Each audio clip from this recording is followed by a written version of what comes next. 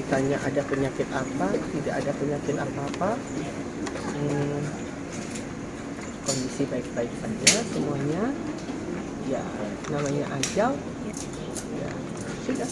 Manusia kan bisa menghadap kepada Sang Pencipta, bisa melalui berbagai macam cara. Ada yang melalui penyakit, ada yang di usia muda, atau dengan cara yang tidak dapat diduga. Dan saya pikir ini salah satu yang didapat oleh kakak saya. Mbak Soraya terakhir berkontak dengan almarhumah kapan? Terakhir berkontak saya sekitar 2 bulan lalu.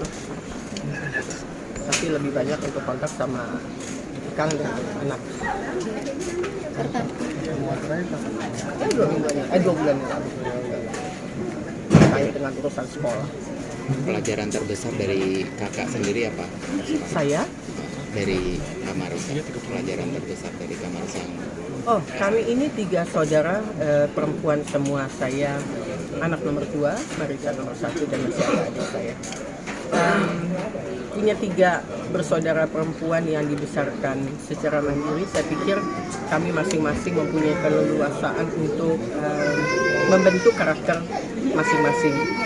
Dan setiap saudara pasti punya pilihan hidup dengan caranya, dengan polanya. Dan saya pikir kami bertiga sudah punya keluarga masing-masing dengan polanya sendiri-sendiri, dan kami saling menghargai atas pilihan masing-masing. Tapi lepas daripada itu, yang namanya bersaudara tetap bersaudara, tetap patah hati. Ya sudah, memang ini jalannya. Sifat apa yang paling membekas di Mbak Soraya? Teman main waktu kecil. Ica itu teman main saya karena usia kami tidak jauh, hanya 2 tahun setengah. Jadi waktu kecil tidak pindah ke kota minyak, besar bersama, temannya juga nggak jauh beda. Itu yang paling membekas. Ya, Mbak Soraya, mohon maaf seperti yang bilang tadi ada kabar dari Mbak Cici Teja, katanya Mbak Marisa sendiri jatuh pada saat di ruang atas atau seperti itu, enggak, Mbak? Tidak ada jatuh berarti ya?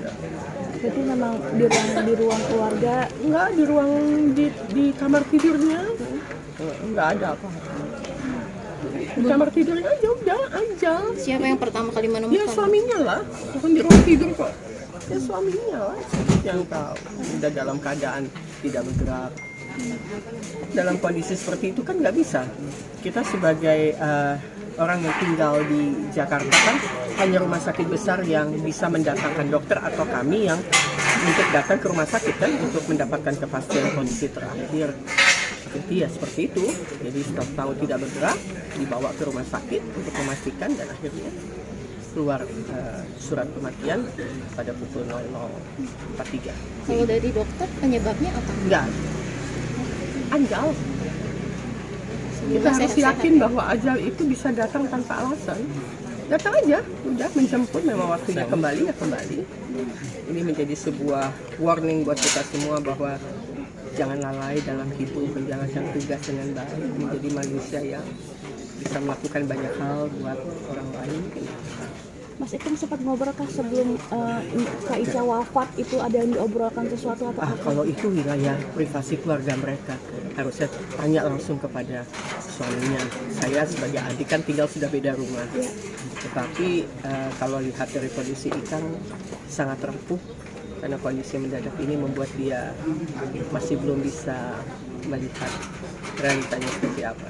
Jadi kita tahan waktu untuk bertanya langsung kepada Ikang. Semoga dalam beberapa hari ini didampingi oleh adik-adiknya bisa lebih kuat.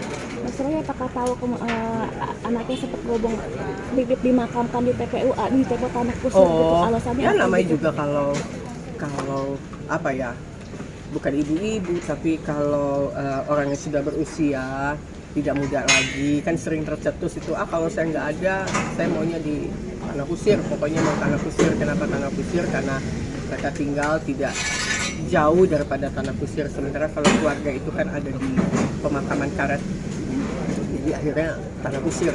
Jadi sempat berjibaku Eki terutama untuk urusin bagaimana KTP yang Tangsel bisa masuk ke wilayah tanah kusir TPU yang wilayah DKI seperti itu, dan akhirnya dapatlah di tulisan yang ada di sana. Keputusan buat di TPU tanah kusir sendiri sempat ngomong sama Mbak Soraya kah atau Oh enggak, itu langsung